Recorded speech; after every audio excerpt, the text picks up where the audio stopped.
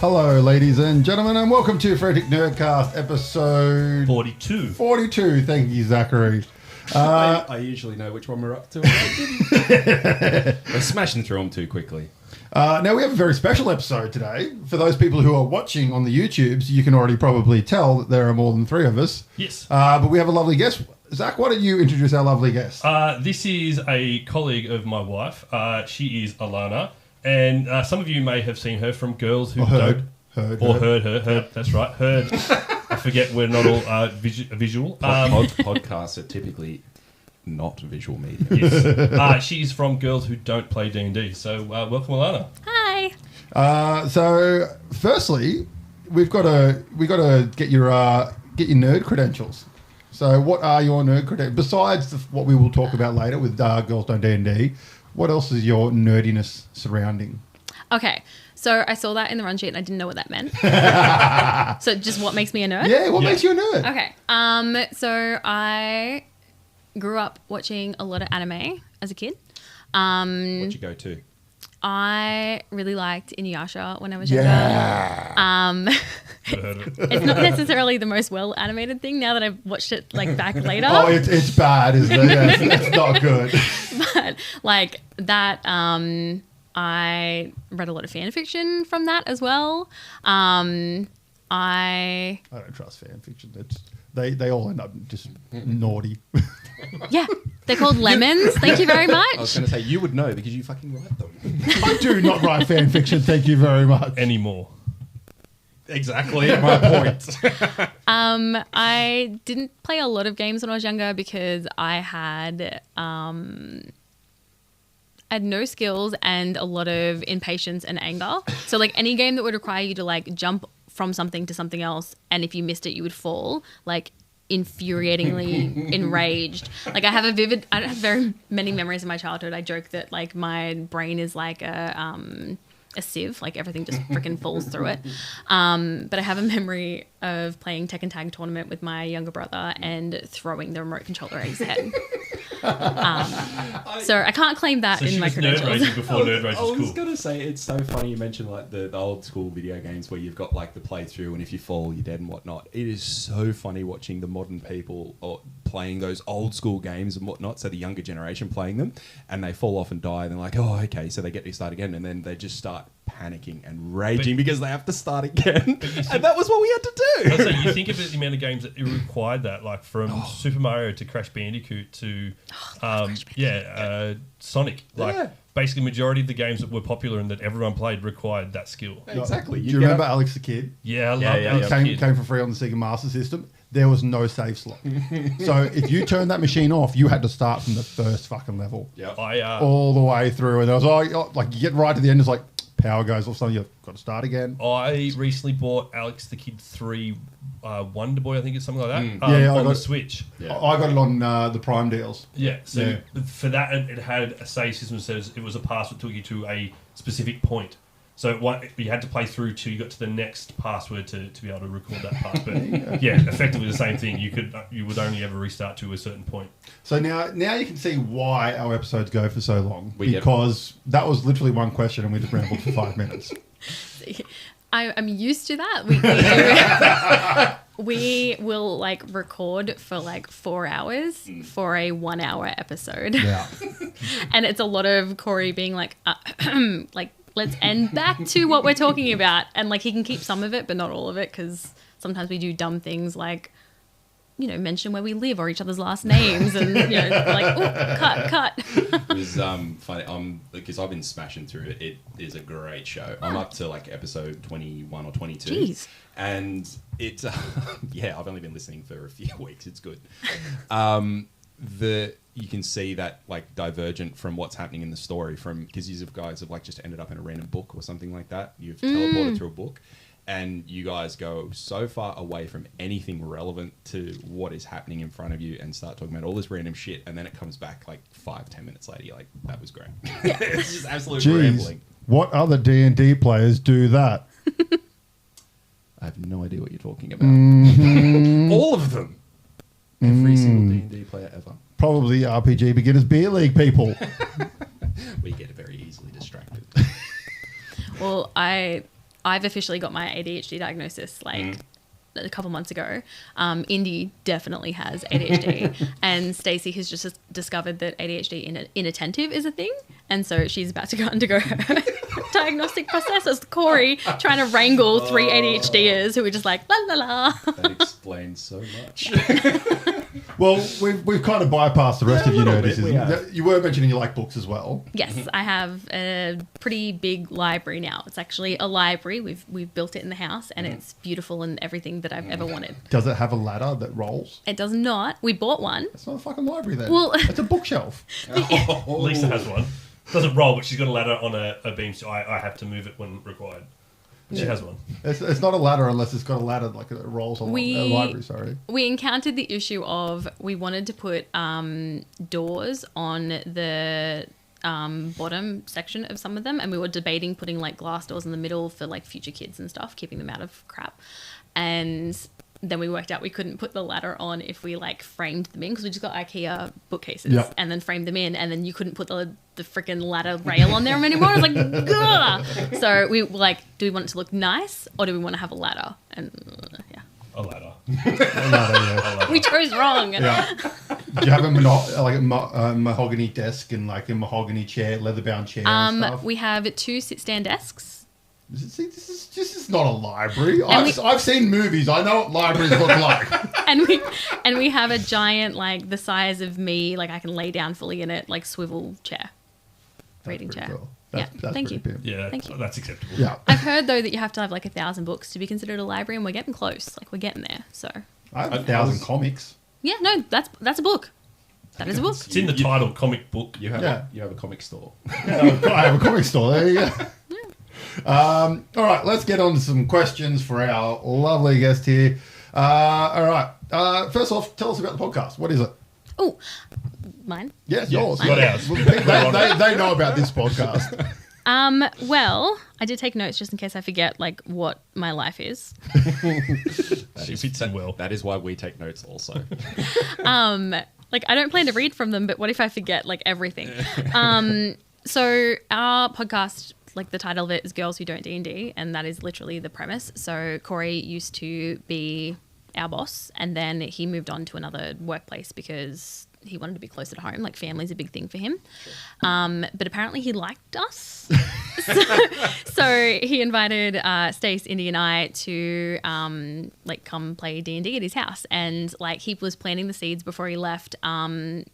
And I never thought it was going to be a thing because he did not hang out socially with us outside of work, and then just all of a sudden was talking about like playing D&D.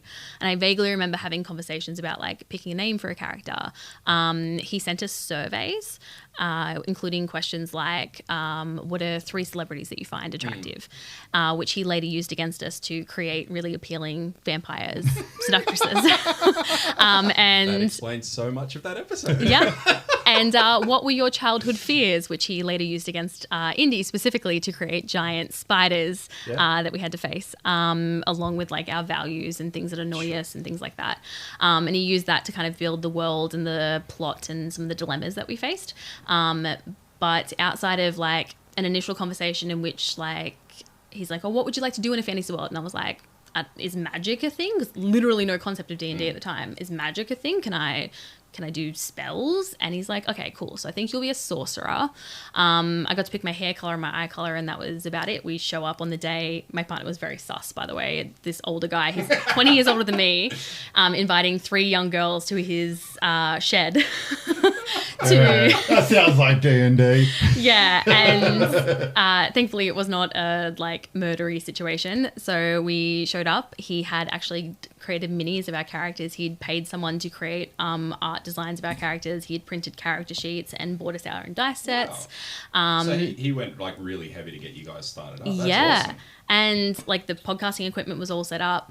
He had a projector, so we had like for a while we had some visuals. Like he had because we opened on a ship, so we had like the ocean and stuff and a little ship and all this stuff playing. And that was actually going to be something I was going to ask, because I know that it got mentioned early about it being like a purely imaginary like type scenario, and I wasn't sure if that was literal in that you guys had nothing in front of you or if there was a board of some kind. But it sounds like you might have a mix. Well, for the first couple of episodes, he had some like visuals and stuff lined up. And every now and then he'll bring in like minis and stuff that he'd made years ago, because we're like 3 years in now. Sure. And we very much went in a different direction, he thought. And now, like, so for example, we have... That's every episode. But he recorded, because he gets audience members to record bits that he puts in the show. Yep. And he has recordings that have just been played like last week that he's had for a year and a half. Oh, wow. Because we just didn't get to that point until now. But yeah, we showed up and he explained what the game is vaguely. We woke up with amnesia and had to figure out how to do things. I remember way overthinking it because he's like, started out as well. yeah, he's like, you're in a cage and it's dark. You did start it like that. Yeah. Or at least one of them you did. You started in a jail cell with amnesia. That's right. Yeah. Well, we started in a cage with amnesia, and he's like, it's dark, and he's like, and I realized I had fire, and I was like, well, I want to light. You started on the boat, didn't you? Yeah. I'm like, I want to light the lantern. I love that when you're like, you're talking, and I'm just like, just light the fucking lantern. Just light the lantern, and you're like, you know, I just want to do. I'm like, just light the fucking lantern. And then when he's like, how do you want to do it? I'm like, how much information? I'm like, I'd take a wide stance. He's like, do you want to put your arms through the bar or not? I'm like, well, how much detail do I give? I don't know. It's so funny, like, he's listening to that and then listening back to the first, like, couple of hours. I'm like, yeah, we did the exact same things, didn't we? Our first ever turn, because we had a very similar sort of situation to you, and me and Brock started playing D&D, where I've been a board game for a long time. My mate Brendan has always tried to get me into RPGs. And I'd be at the game shop playing games. You'd look down the back and look at the guys playing RPG, and you're like, fucking nerds. Like they're the true nerds, right? Kind of thing. The ones painting the minis. No, I've got no problem with painting minis. We're that nerd. We're those nerds as well. Different category. But these were like the ones down like, and then I cast my spell like the Fury kind of thing. I'm like, fucking whatever. And then eventually, I think I played Star Wars RPG one night, and it wasn't that into it. And then he kept hassling me. And eventually it's like, you know what? Fuck it. I think the new starter set for 5th edition had just come out. And I was like, I'll buy that and I'll run it. I just want to be a DM. And then I just went online and said, who wants to play? And Brock was like, yeah, fuck me. And then 2 of my ice hockey mates were like, fuck yeah, let's go. So we've all come around and got super duper drunk. And then right at the end of it, we finished the session. And right at the end of it, we kind of all looked at each other and went, oh, that was a lot of fun. God damn it. We're nerds now. We are the nerds. Yeah. We're those ones. But I was always said I would never do voices. And about, I think in the second session, I'm there. It wasn't the second session. It was the second sentence. Yeah. You were straight into it. And then you're just kind of going, oh, fuck, I've committed now, haven't I? One of our first game we played, there was a dude who was like one of the bird characters. He was one of the ones that had played before. And he played with some bird character who wasn't in the books yet, but it was like in the beta stuff that you can play with. Oh. And they decided to try and throw him into a tower, and he rolled a 1. So he got thrown, and his beak got stuck into the side of the tower, and then just sat there flapping, trying to get his beak out, and the others used him as a ladder to climb up.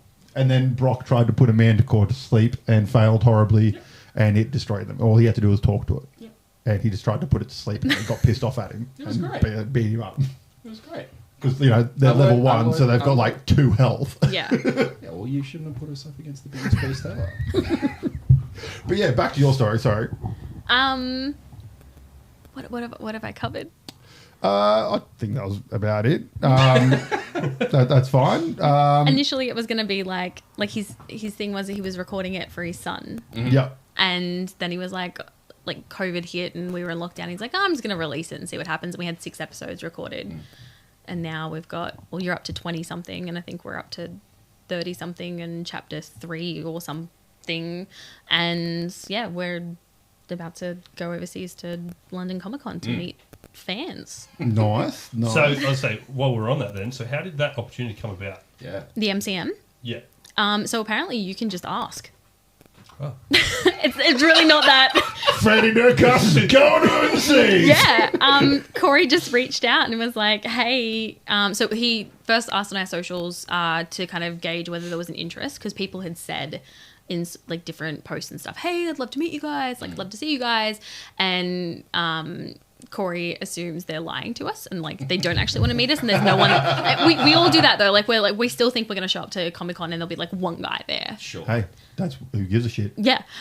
Except it's a long 3 days to wait for one guy to say hi. But you're at Comic-Con. Yeah. Yeah, as I say, being at Comic-Con probably that's fair trade, I'd say. Yeah. I think so. But yeah, he kind of asked to see where the interest was, Yeah. and the biggest group was London. So he reached out to London Comic Con and said, "Hey, like, can we have a table or something?" And they said yes. And then a couple of weeks ago, they actually asked us if we wanted to do a panel as well. So we're doing a panel on the Friday, Nice. which is really exciting. And yeah, because we'd switched to Patreon and we're doing less art at the moment because we are kind of shifting the way that we run our socials and stuff.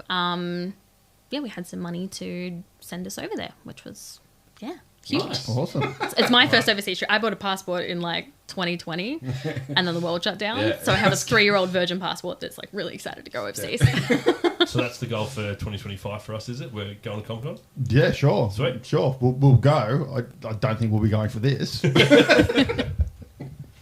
All right. So you said before you didn't create your own character. It was created for you. Have you had a dabble at creating your own character yet? Not for D&D. So I've played a couple different characters in our show. So if you're up to the bit where we go into the book, we play different characters. Spoilers in that as well if you want to listen to it, mini which you thing. should, definitely.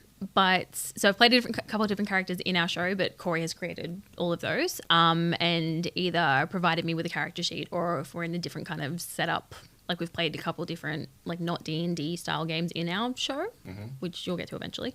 I was going to say, I haven't got to there yet. Yeah. And my husband and I are actually going to do a Patreon exclusive show next year. So I'll be creating a character soon. Okay. But I have started playing Baldur's Gate 3. So I got to Nice. create a Yep. character in that, which was really cool. And honestly, considering how many ones I roll and how many death saves I've done in the show, I'm really surprised I haven't had to create a new character at this point. You got very close. Well, so that was going to be another one of my questions because I haven't got as far as Brock has. But has your character or any of the other girls' characters come close to dying or have died yet? I have done, I reckon, no short of 100 death saves. Like, one of the other girls got to the point where they were doing their first death saves, and instead of Corey explaining it, I explained it. I was like, no, I got this. So here's how this works. And, like, playing Baldur's Gate the other day, I got to a death save because of how poorly I roll in general, and even digitally. And I was like reading the thing because it was trying to explain to me what a death save was. Like, no, I know this. I know death saves. I'm the expert at it. So for those of you who don't know, if you haven't played Baldur's Gate, essentially it is D&D, the computer game. It's the book, like you're playing the RPG, sitting in a room with other people playing, but video game version of it. Dice rolls and everything, saves are all, spells, everything's the same. Thank you, because I've never played Baldur's Gate, so thank you. Yeah. It's good. It's a good game. It's a really good game. And characters can have sex. There's a whole group of people that literally play the game just to try and make their characters have sex with I a knew bear. that part of the game. Yeah. You've told me before. Yeah. So you really need to have a crack at creating a character. Honestly, that is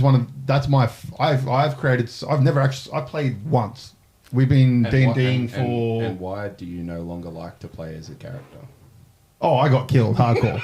But I actually didn't enjoy playing it personally. Yeah. So I'm pretty much a DMer for life. But that makes sense because even when we play normal board games, you are the one that takes control and directs everyone. If it's someone else's game, you take over the explaining of it. Yeah. But creating a character It's so much easier. is a lot of fun. Yeah. Creating a character is a lot of fun, sitting there, figuring out the little nuances and stuff. And don't use D&D Beyond either.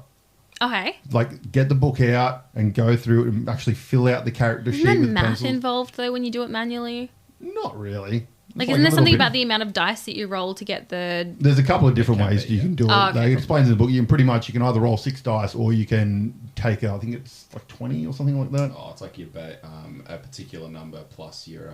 Yeah, like there's a couple of different ways you can one of get your that tally modifiers. you want. Yeah. But it's not really that difficult at all. We do have the book because Corey bought Well, it. the new one's about to come out, 2024 edition. November. Yeah, D&D 1, Cool. I think it's Corey, get onto it.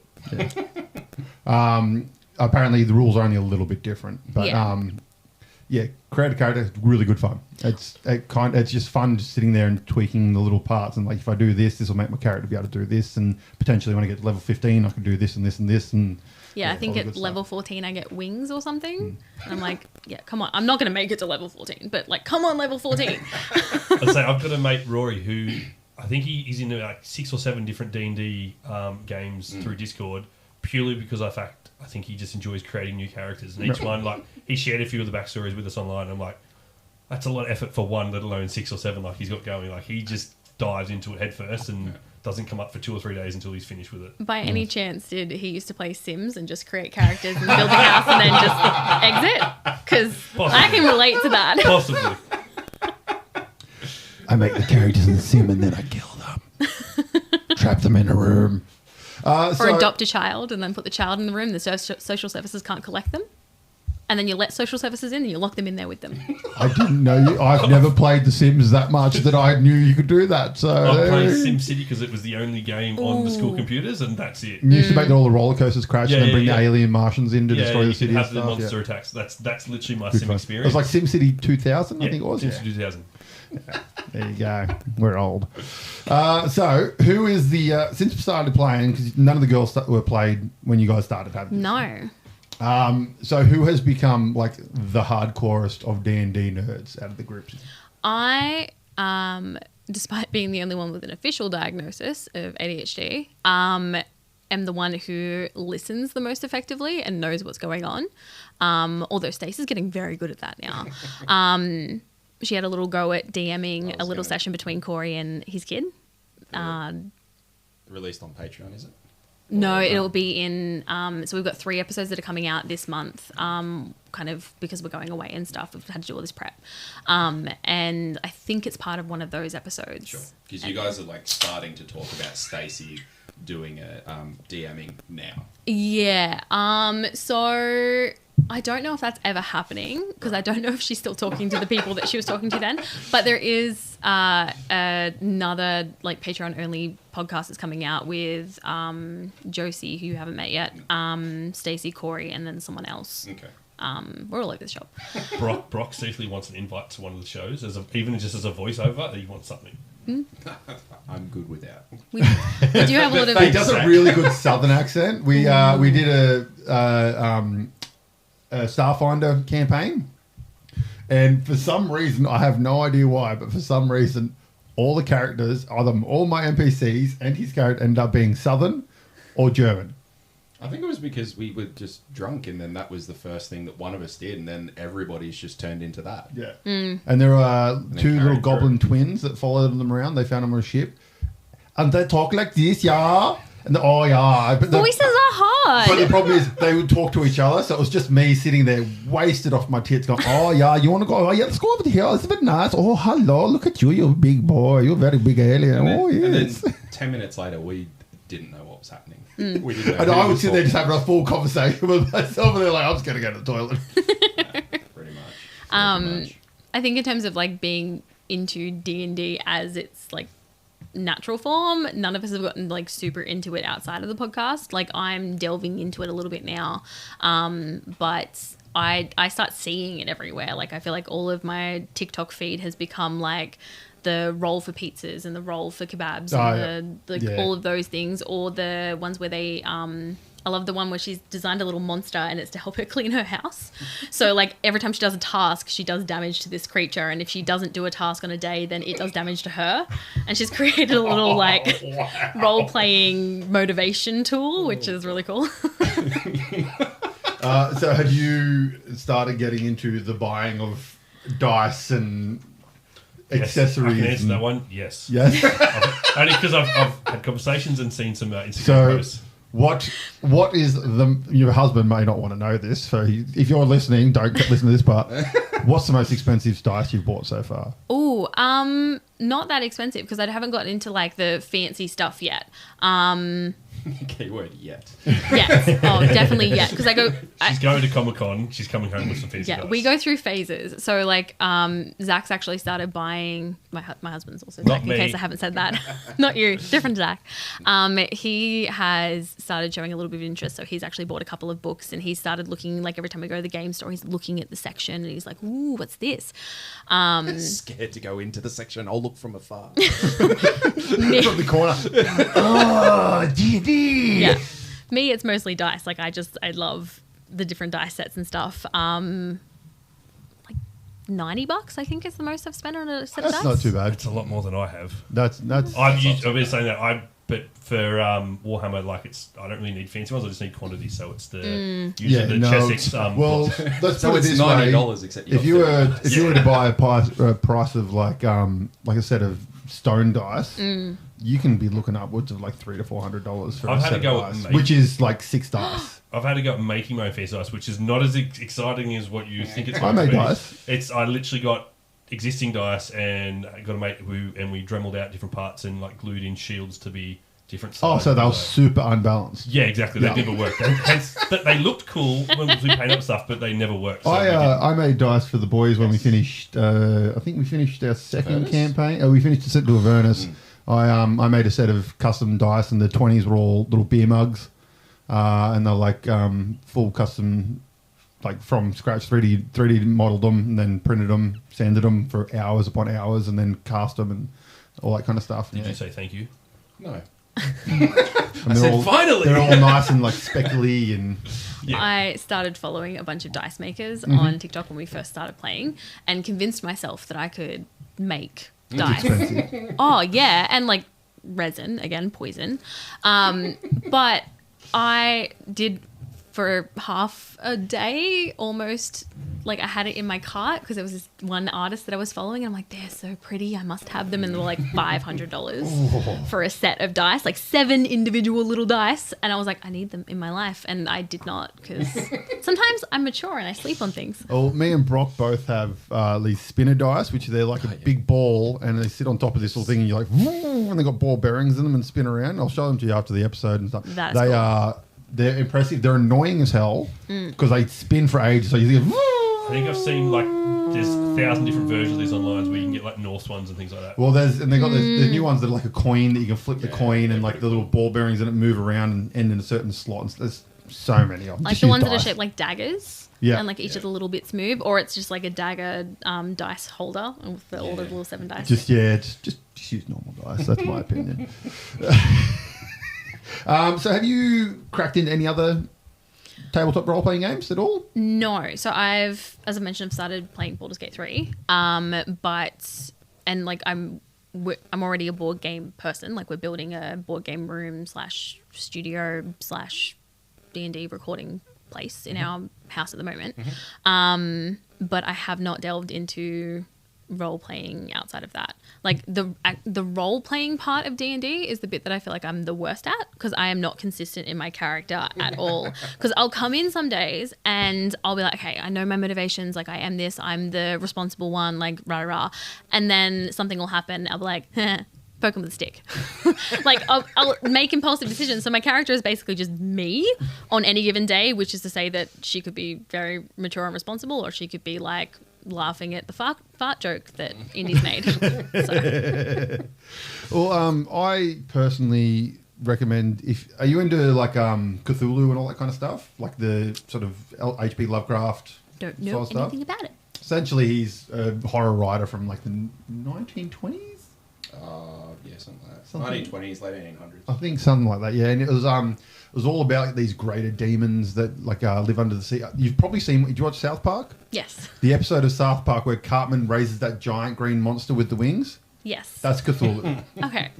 So that's Cthulhu that he's risen. And essentially, he's like one of the greater demons, and he lives under the ocean. And he's sealed away. Blah blah blah. And there's like lots of other demons and stuff like that. So it's based on that. And in this Cthulhu called Cthulhu RPG, essentially you play as investigators, and you're trying to go around the city of Arkham to try and find different clues and all this kind of stuff. And it's all set in the 1920s. So all your money's at that value, all that kind of stuff. And it runs on a D100 system.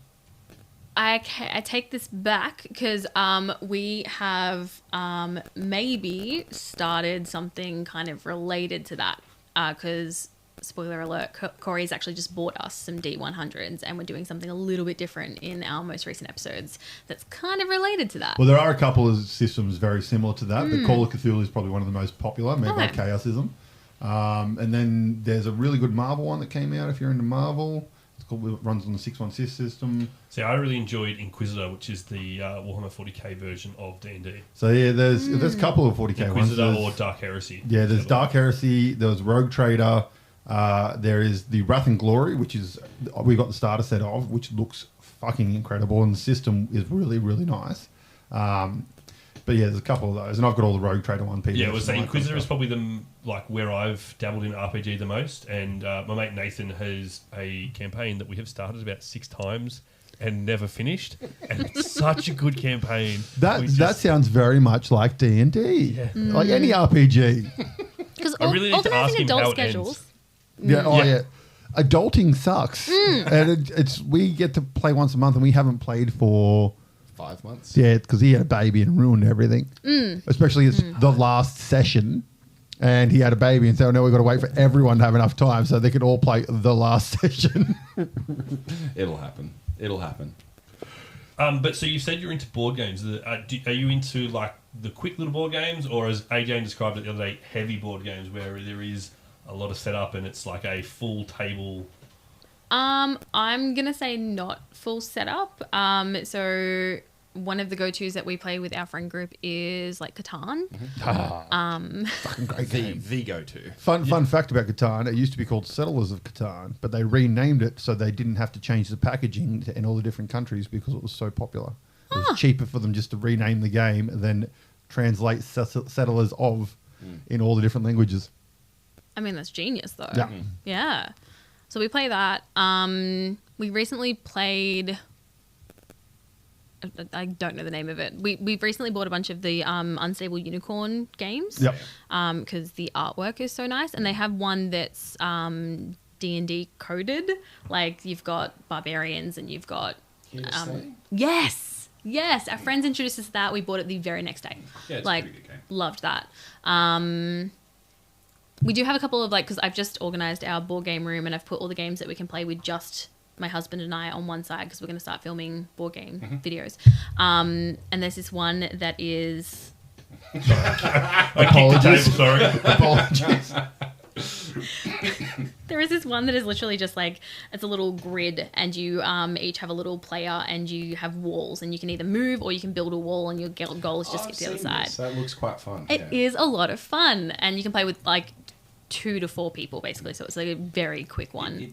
It also seems like one of those games where as you're playing it could get very aggressive very quickly because hang on, why the fuck did you just block me? And then it gets to the next man, it's like, you just fucking blocked me too. Because you have to choose every single time, do I move forward or do I sabotage someone else? And my husband loves any game that involves sabotage. I'm not playing games with him then. I think you guys would probably... There's a couple of really good 2-player games, especially one that's just come out. There's a 2-player version of Splendor called Splendor Duel, which is phenomenal. And it's very much a game of you've got to think a lot, but you can also just play it to like screw over the other person. Check out Frantic Play Games because AJ and I played that with him knowing how to play and me not knowing how to win. And me commentating. You guys have like a board game? So we on Tuesdays we do a Frantic Nerdcast Plays sort of YouTube video where we just chuck out games that we've played. Nice. So we did Splendid Jewel. We've done Sangrita a couple of times with video game version. requires lots of fancy dice. So it could be a game for that one that Sagrada. Yeah. Sagrada. So essentially you're trying to build a stained glass window.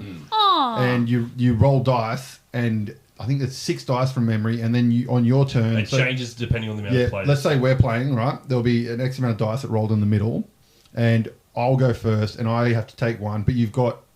Your stained glass window, when you start, you have to pick an easy one, medium, or hard kind of thing, and they have colours that you have to put specific colours on, or numbers that you have to put specific numbers on, and you can't put the same colour next to the same colour or the same number next to the same number. Okay. So there's an element of strategy. Yeah, on my turn, I would take one of the dice that was rolled and put it on my board.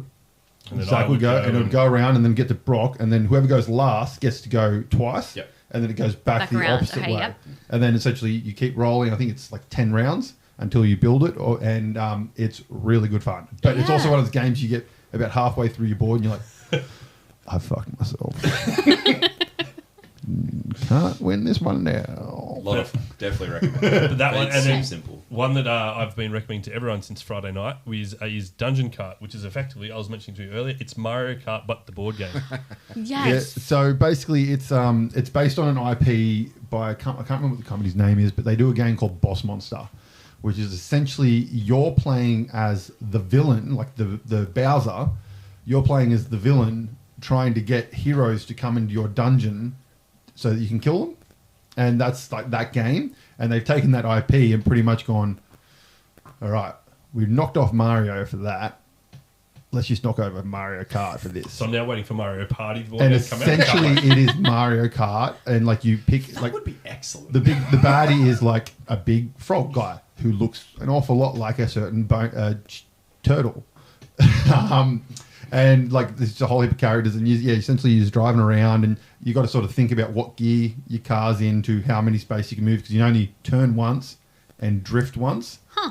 And so you've got to be smart about how far you move, because if you go up a gear, you have to move 6 spaces, and if you can't turn, you crash. You've got to have a very particular kind of mind to be able to translate a video game, like car racing game, into a board game and consider the mechanics and still make it enjoyable. Yeah, it's too fun. We started playing it and we're like, yeah, all right, we'll see how this goes. And as we played the first game, we're like, this is pretty cool. And then we played it again with ourselves controlling 2 characters each, and it was that much better. So you can play it up to 8 characters. Yeah, I'd love 2 to to see how it goes. So it's very interesting. So it's it was a Kickstarter, but I imagine it will be out.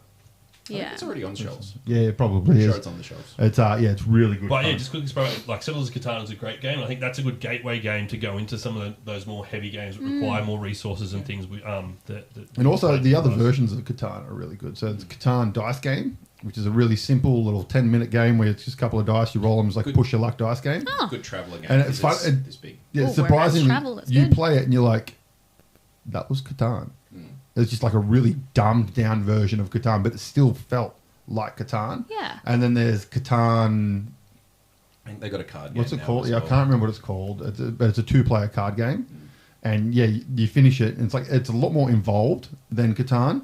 But when you finish it and you go, it still feels like I've played Catan. Yeah. It's just not as simple and it's not as much fun as screwing your friends over kind of thing as Catan. Especially if you play like 6-player Catan. Like people hate each other by the end of it. Yeah, or if you play any game with me, it devolves into I don't care if I win as long as Zach doesn't. Just pick on Zach. Yeah, we've gone there with games before. I commentated one of those games. Yeah. Zach, you should do this. Haha. And we've also got a fantastic game that's about to come out called Underground Dice Races. Yes. Which is a push your luck car racing game. As in with you've dice. made a game. Yeah. Holy shit! So that'll be coming out in a time close in the future. yeah, a couple of things we've got to polish off before we release it, and then it'll be going up on GameFound and hopefully getting it backed, and then we release it. It's just going to be a print and play game, so you buy the PDF file and you just print it off yourself. Genius. And essentially all you got to provide is just a whole heap of D6, yeah. and that's essentially Or it. normal fucking dice. Yeah. That's what we called them on our Normal show. fucking dice, Yeah. yes. And essentially, yeah, you've got little cards, and there's like you build the track out of cards, and each card has a number from 2 to 14, 12, or 13 on it. And essentially, you roll 6 dice, and you've got to try and equal up to what the card you want your card to go onto. So if it's a 7, you have to add to 7. But if none of your dice can add up to that, you have to stress your engine, which is by adding 1 and like 1 to it, 2 to it, whatever. But however much you stress it, you get malfunction tokens. And if you ever get 3 of them, your turn ends. So you assign that, like, let's say I got the 7, I assign my 2 dice to the 7. I've got 4 dice left. So I can either stop and my car moves to that card, or I can keep going and pick up my 4 remaining dice and try and go to the next card. And It's so just forth. clicked to me what push your luck what you're referring to. Because you're explaining like, oh, that's what you mean by push your luck. Because Yeah. I played the greed before. Yeah, so essentially like that. Yeah. And if you Wonderful game. if you fail, your car just doesn't move. Yeah. And so the goal is to get to the end of the track. And it's really good fun. Like we played a couple of times when we were sort of developing it, and I still remember I was like just getting horrible fucking dice rolls, and I was just sitting at the back, and Brock was like 3/4 of the way out the track, and then something happened, and he failed like a couple of rolls, and I'm just going straight past him and won. I say the first round I played of it with you guys, it was something similar where you and I just kept crashing into each other, and Brock just sauntered to victory while AJ and I were just at the start line going, we just can't get out of each other's way. Like we'd move up 2 squares, something happened, we'd fall back 2 squares. But it was a really good fun game. I came up with the idea when I was at the hospital, the doctor's. I was in the doctor's waiting room, and I just, for some reason, thought about a push your luck dice racing game. And Did they have one of those mats with the kids used to They may have. I don't know. It might have subliminally kicked itself into my head. But yeah, it's really good fun. So hopefully that'll be out soon. And books. We've been informed you're a gigantic book nerd, as you had described to us with your library at the start. What are your choices in books in the book world? What's your number one book? Oh, What's your favourite child? yeah, that's what you just asked me. Excuse me, that's not what the question was. I prepared and what is your go-to genre and why? Yeah, I'll answer that. I'm not answering that bullshit question. All right, favorite. Trying to get the truth out of it. Because one of the questions that you gave me was she's going to say Twilight. One of the you said like 3 recommendations. I already cheated on that, and I've done 3 series and 3 individual. That's what I do. That was the episode I listened to. I'm like, no, if he can cheat, I can cheat. So. Genre though, so my go-to genre is definitely fantasy and sci-fi. Cool. Although I've just started book reviews over on Patreon, and hilariously, the majority of them so far are contemporary fiction. So it doesn't seem like it is, but I double checked. I looked at my bookshelves and what I've been reading. And I use which ones these? Yep. I also use Storygraph to track my reading, so I can see of all time and of this year what my genre stats are. And contemporary fiction is 5th, and it's sci-fi, fantasy, definitely well above. So sci-fi and fantasy. Sorry, we're gonna have to stop there for 1 second. What the fuck is Storytrack? Storygraph. Graph. What is this? Okay, have you heard of Goodreads? Yes. Okay, so Goodreads is a social media reading tracker review platform that's owned by Amazon. And Storygraph is a Black-owned, independent, not attached to the monopoly of Amazon version of that has graphs. Data, my friend. So you get little... Hilariously, my phone has switched to black and white because it's bedtime. Wait, so it's 8 o'clock start. 8 o'clock is when my phone goes to bedtime mode. So there's books and whatever on there. But you can track your reading, you can review, and you get stats. So my reading goal for the year is 60 books. I've read 50, so I'm 83%. I've read 60 books in my life. I'm trying to push a new goal, but it gives you different moods of reading. So are the books emotional, funny, tense? It gives you the pace of the books, whether they're medium, fast-paced, slow-paced, whether really cool. Page numbers. Thank you. Genre breakdown, review. And also, if you pay for the beta version, it gives you your star rating against... not just against all your books, but against genre. So all moods. So it tells you whether or not you're more likely to enjoy an emotional book versus a... Can you compete with other people? Is it like Strava? Oh no, it doesn't have that element of it. You go through how quickly you read the book compared to Tommy down the road? No, you can do buddy reads. That would get you into it though, wouldn't Fuck it? yeah. Competitive. I'm going to smash Tommy. He's only read 1 chapter this week. I'm going to fucking read 2. You can do buddy reads and you can share your stats and make it competitive, but they don't have an inbuilt competitive... Well, Goodreads, if you're listening to this podcast, fucking get on it. Get that on your beta. Storygraph, that one. One of them. Did you mention Goodreads, though? Was that the Amazon one? Yeah. Okay, yeah. Apologies. Fuck you, Amazon. No, I like Amazon. No. Don't upset more people. We've upset enough people. I love you, Amazon. I love you. So that kind of leads into the next question. A book from your childhood that got you into sci-fi or into the sci-fi or fantasy world. It was a question that we asked each other the other week, and I thought it'd be a good one for yourself. So based on a comment that one of you made 20 seconds ago, I already know that I'm going to get slammed for this, but... It's Twilight. So, okay, but to be fair, so I apparently read when I was a young kid. I don't remember reading as a primary aged young high school person. And my friend one day literally handed me the first Twilight book, said, "I will shoot you in the foot if you don't read this." So did they hand it to you like that? Like it was an apple? No, they did not. Yeah. I was hoping she was going to get that. It's the front cover of Twilight. It is.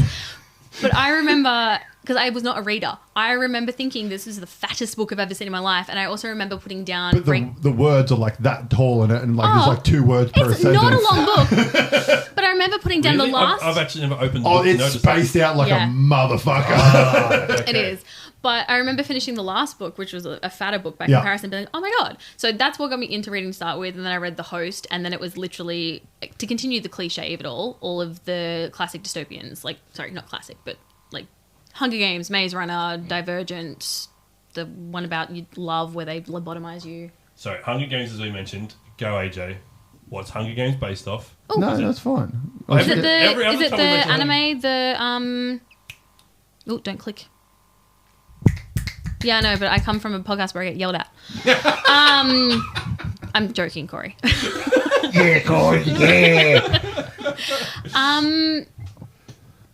It's based on a... I've heard of it. Someone's told me before. There was a legal dispute on who came up with the idea first, but essentially there's a Japanese film called Battle Royale. Yes. Which is what Quentin Tarantino based his bloodthirstiness on Kill Bill from. It's where he got Go-Go from, the one who has the metal ball and chain. Yeah.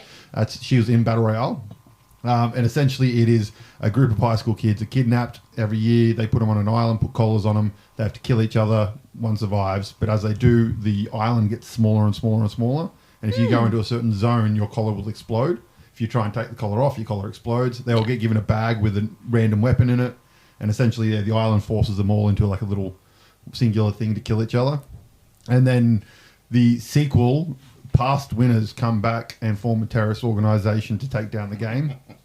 That sounds very familiar. It does sound familiar, doesn't it? I brought up because every time we've mentioned Hunger Games, we go into that part, so I just didn't want us to miss out. What? It's just, You wouldn't want to leave me out. Yeah. It's just like, have you read the Genetic Mumbo? No. So essentially it's in like a future where you can, like plastic surgery, organ surgery, where you can replace your heart and replace your lungs if you want, and all that kind of stuff, is like commonplace. And you can get a loan to get them, but the repo man, if you don't pay your loan, they send a repo man to come and take the body part back and essentially just kill you. That is fucking epic. And they made a movie with Jude Law in it. But at the same time that book came out, there was a stage play called Repo, the Genetic Opera, which was about a repo man who would go and collect body organs from the people, which also got turned into a movie where the guy plays Giles, Anthony Stewart Head. Oh, yes. He's in it.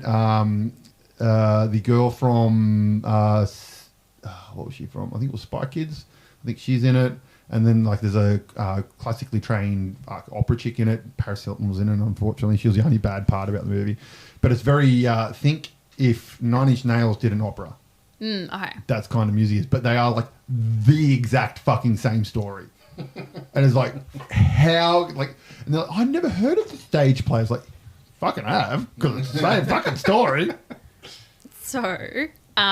just to back to your books. No, but just to jump into another question that you guys have for me, because I'm going to do this. Because we're probably not going to ask it. Well, no, just you mentioned. Okay, so okay. One of, because you've asked me if you're going to ask me. I'm psychic. That's fine. For 3 recommendations, and I've cheated because I listened to you cheat, so we're allowed to. Because you asked for fiction and non-fiction, and so I did 3 series and then 3 standalones. One of my favorite series of all time is the Unwind Dystology, and the premise is that you can replace your organs, basically. So medical science has reached the point where you can get transplants for like 99.8% of your body or some shit, including things like so all the normal things like lungs and whatever, but including things like the part of your brain that knows Spanish, and you can just get the knowledge of Spanish injected into your, well, injected, surgically implanted. And I know Kung Fu. Right. And it's a really... It's a cool trick. It's a really bizarre premised world, because the setup is basically that, like, it's set in America, pro-choice and pro-life went to war, and the resolution of this war was they came to accord, and the accord was that abortion is banned, like fully banned, no recompense, but between the ages of 13 and 17, you could have your child kind of retroactively aborted. You could send them to these camps to get pulled apart for spare parts. I know, right? It sounds freaking bizarre. And the way that they sell it to the public is basically like, because obviously part of the... I need to read this. It's fucking so good. Because in amongst the book are these advertisements for like medical procedures, like, you know, hair transplants, eye transplants, Sorry, I had to play sad trombone over the kids who died. But their argument is like the kid's not dead because all their parts are in use. No, they're dead. They are dead. Dead. They are absolutely freaking dead. I haven't read the book, but they're dead. But They're dead. You're crying. could you go, like, you hear this premise, right? It's like you guys telling me about a freaking Mario Kart board game. I'm like, that sounds like it's not going to work. This book has the most ridiculous premise, but it's written in such a way that you read it like, holy shit, I understand how they got there. I understand this world and how they got there because they integrate the advertisement and like the belief systems. And it's fascinating because it follows 3 characters. One who's your classic teenage problem child who the parents are like, we're done with you. Fuck off. We're done with you. You're going to get split. Yeah, basically. And he's like 16 or 17. So like they've reached their limit with him and they're like at the last point of being able to send him. One of them's in an orphanage, which of course are overrun. And she thinks she's going to be safe because she has like skills, like she's got a marketable skill. She's got a piano, which is actually also just a surgical thing. They can take her hands and her part of her brain that does that. So they're sending her away. And then the last kid is actually from a religious family who tithe 10% of everything that they have. And he was raised from birth knowing that he would be sent to the camp as a sacrifice. And he like sees it as a holy thing. So you got these 3 kids from completely different situations who you follow. And it's insane, but it's so good. I am extremely intrigued by that. I feel like the 3 of us will be reading this book and coming back here to Four discuss books. it. 4 books. In the first one, you actually get to be in the surgery room, which like is a scene that I had to put down to come back to because I was like, it was intense. And it just gets more fucked up from there. Right. Like, it's so fucking good. Anyway, So what was that called? The Unwind Dystology by Neil Shusterman. Excellent. Good. I'll I flick like you guys a message. Thank you. Then delving more into cliche things, Throne of Glass by Sarah J. Maas, which is like all over Book Talk and stuff. I've heard that one, I was rereading the series for like the 3rd time, and I got to the last book, and I was ranting to my partner about a scene, and he's like, "But why wouldn't they just do this?" And I felt like he was making fun of me, so I introduced him to audiobooks, and haha, jokes on him. He's on like the 6th book outside right now, and he's obsessed. So, jokes on you. And then the Gideon the Ninth, which is I think it's going to be a 4-book series, but I've read 2 of them. I'm waiting for the 4th one to come up before I read the 3rd one because it's insane. It's a science fiction space odyssey necromancy. It's insane. Like the So book. once again, out there. Yeah. I really like out there books. Apparently, our main character is a sword person for. Oh, sorry, I thought you thought they were a sword. No. Like, that's Like- not, there's not much that's really going to be happening. She's like the. And I lay down on the bed and stayed there until they came and picked me up. Those swords can have souls. I've seen many in anime. I was going to say I was It's true, yeah. I mean, Soul Eater, he's a giant scythe. Yeah. Yep. Yeah. There's no good way. Then I floated across the room and sheathed myself and unsheathed myself, and now it's turned into Twilight. Sex book. Wow. I don't know where I'm going with that, sorry. Anyway, That so was terrible. This is why our shows go for longer Yeah. than we anticipate. it's all right. I like talking.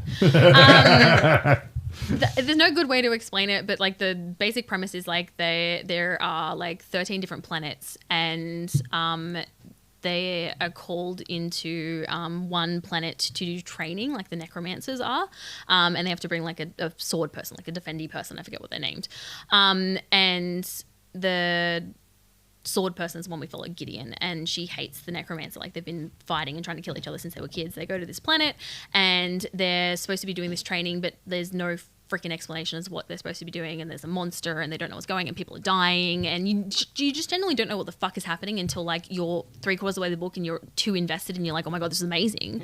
And then you have to pick up the next one. It's madness. I feel like that would translate well into an anime. Just some of the storyline I've got so I far think the from it. fucking sending your kids away to get chopped up would be translated really well into a fucking anime. Years ago, they said that it was going to be made into a TV show, and I like have been watching it ever since. It's just going nowhere. It's not going to be a TV show. Back to that, there's a scene in Futurama where Fry changes hands with the robot devil. Oh, yep. That's what sprung to mind with that story, because then all of a sudden Fry's hands are fantastic and he's doing everything with the devil's hands, and the devil's having a meltdown because he's got Fry's goopy hands. That's the fiddle episode, isn't it? Yeah, where he Yep. plays the whatever it is, the whole holophone or something. Yeah. Yeah. That's right. And then standalone ones are cheap. Standalone books. I just recently read for our book club Sign Here, which follows a guy who works in hell. And he is trying to collect this family of souls to make a full set. And it kind of switches back and forth between him working in hell and then the family that he's trying to collect the souls of. And we picked it as like an early spooky read because I'll be away for our Halloween for our book club. but it ended up being freaking hilarious. And She hosts good Halloween parties. I'm sure he does that. I was going to say, you sound very disappointed about something. Last year Next was year. great. Makes sense. Yeah, I was Yeah. looking forward to this year. I wondered why the invites hadn't come. and I know now to give them to you, Yes. not to Lisa, Yes, not to Lisa. Give them to me. because you were so pissed when you found out about the stuff at the Yeah. wedding. Lisa deliberately told me it wasn't a dress-up party when it was. I'm like, I know Alana, and it's a Halloween party, so I'm pretty sure people are going to be dressed up. No, it's not. It was. And then I invited them to our wedding recently, and we asked if people wanted, like we organised buses for people that wanted to like get a bus, and like it was open bar Didn't and tell all of this me. stuff. Zach had no clue. It was open bar, and I drove. I was not happy at Lisa. I can imagine you wouldn't be, mate. I can imagine you wouldn't be. But it was really good. It ended up being a lot funnier, but also like thought-provoking than I thought it was going to be. I very, very recently just finished the most anime book I've ever read in my life. Will Prescribe You a Cat. It sounds like an anime show. Very much does. Yeah. It's like 5 short stories that kind of intersect in an unexpected way with a twist at the end. But all 5 characters, in a moment of desperation, stumble across this Kokoro clinic for the soul, where this wackadoo doctor like listens to them and then prescribes them a cat as if it's medicine, and talks about it like take this cat for 10 days and I'll check in with you and see how you're progressing. And It sounds very Douglas Adams. It was amazing. It was so good. That sounds very Douglas He's Adams. the, Yes. That's Hitchhiker's Guide to the Galaxy yeah. guy, yeah.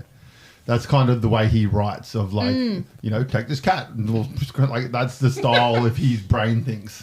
I was picturing an anime the entire time I did it as an audiobook, and each of the chapters opens with like the sounds of footsteps, a doorbell ringing, like a little ding ding one, and then like meowing, like actual cats meowing. It was so good.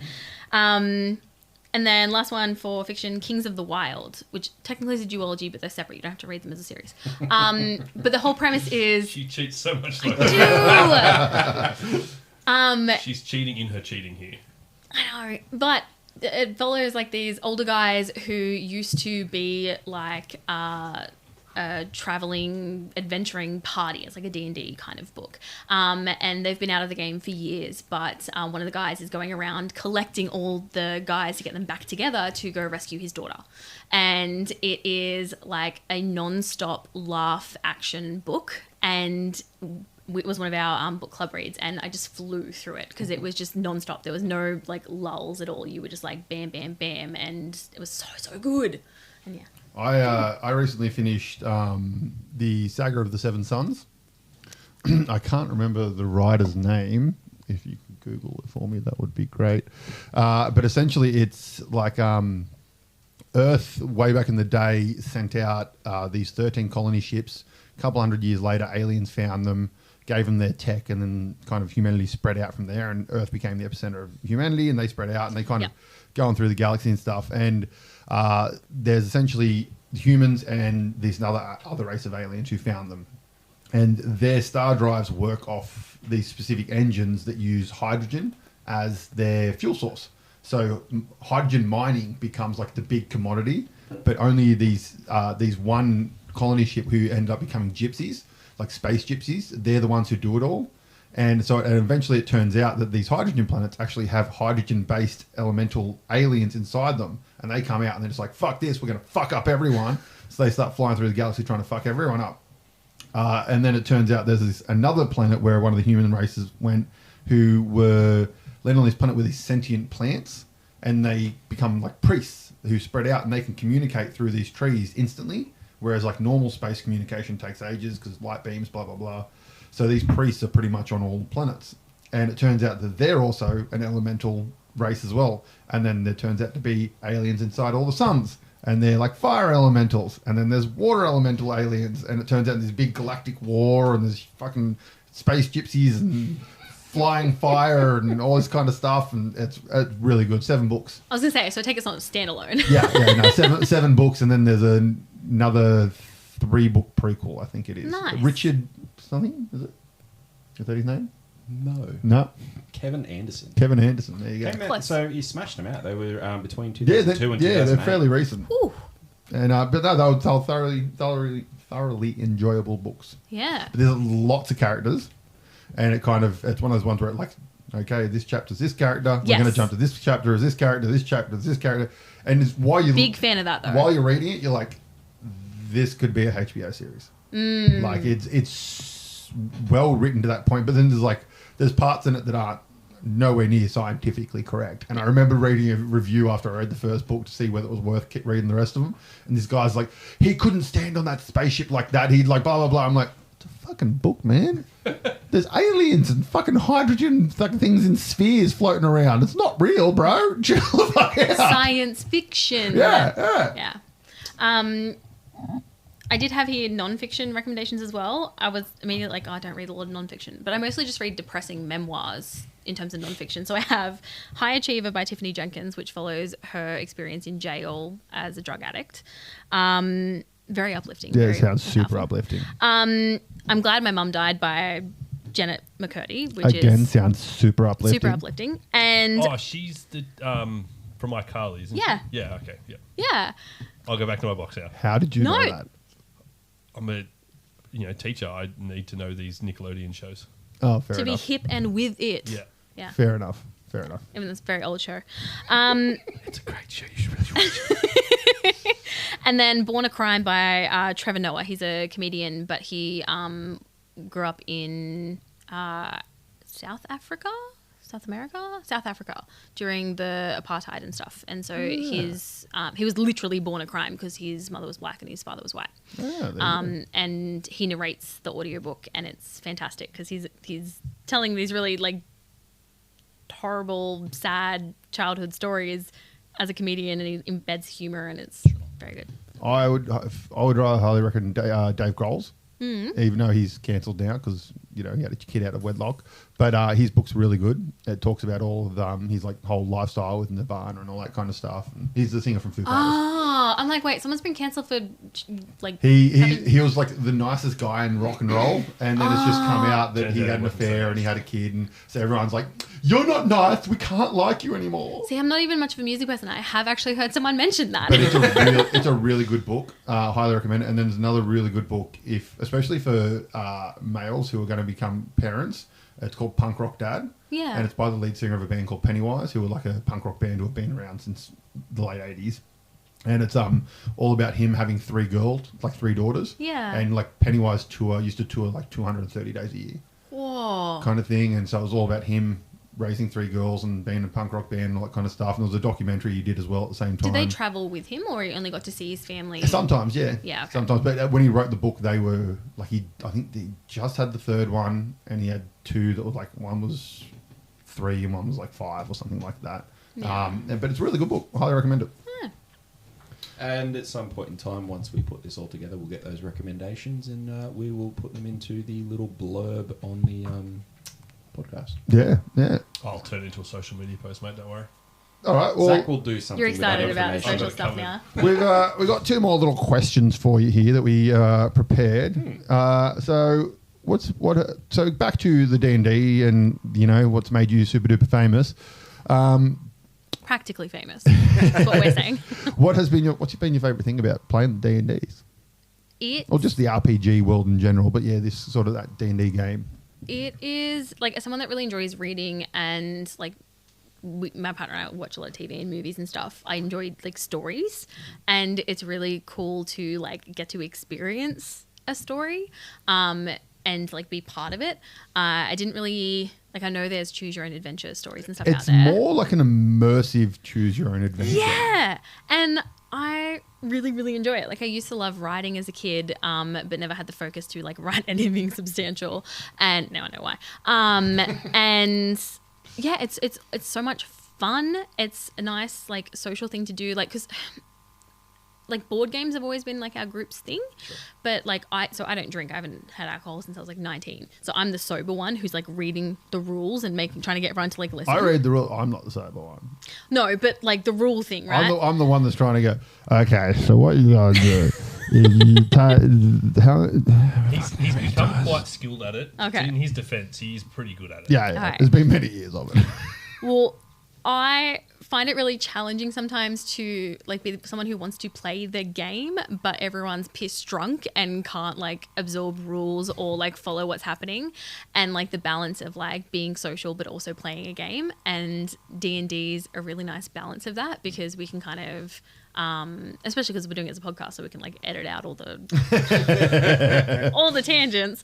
And yeah, it's just been a lot of fun to have that creative outlet. I'm really enjoying now, actually, because I'm trying to recommit to the Patreon stuff and get more regular with that. I'm really enjoying the creative aspect of that, because like I film and edit my own videos, and this will probably hurt you to hear because I do all my video editing in Canva. So do I. So do I. Which I know is not the most efficient thing. Yeah, but I get it free from work, so it's fine. I don't have to pay for anything. But Download DaVinci Resolve. It's free. It's professional. He hasn't told me that. It's free, and if you buy a Blackmagic camera, you get the full version for free. oh, there you go. Yeah. Well, I might look into that for other stuff that we're gonna make. But yeah, Sorry about banging the microphone for those people listening at home. but I'm enjoying the creative outlet, because I have a lot of hobbies that I don't spend time on. Like I used to draw a lot, and I don't do that anymore. But I'm reading, and now I get to do this, and it's fun. Nice. Yeah. Good to know. And what about the podcast? What's your favourite thing about the podcast? Okay, look. The first thing that came to my mind, but I'm going to say something else as well, but the first thing that came to my mind was presents. Because every now and then we have people that send us stuff. So I have like a cross-stitch... No one fucking sends us stuff. What the hell? Well, we've got someone famous on the show to... I've got like a framed cross-stitch D20 that says like, "Are you ready to play?" That's in my library. Someone actually crocheted our characters as dolls and sent them to us. That's wicked. Someone sent us the little D20 outline like necklaces, which is like one of my favorite pieces of jewelry right now, other than my like engagement and wedding ring. And that's really fun. And I think broadly outside of that, connecting with people, like I run a book club on Discord internationally, and like I am talking with people that I've never met in person, but like I am convinced that I would be best friends with Devin's wife. Like every time he's like, "Oh yeah, I read this," because he's the one that will run the book club when I'm inevitably late to the one that I scheduled myself, by the way, or I'm sick because I have no immune system. And yeah, it's really cool to connect with a wide range of people that I otherwise wouldn't have known existed. Awesome. That's cool. Yeah. All right. Well, we're going to wrap the episode up here. Before we go, would you like to give your podcast a shout out to the less people that listen to our podcast that may not listen to your podcast? So give it a shout out.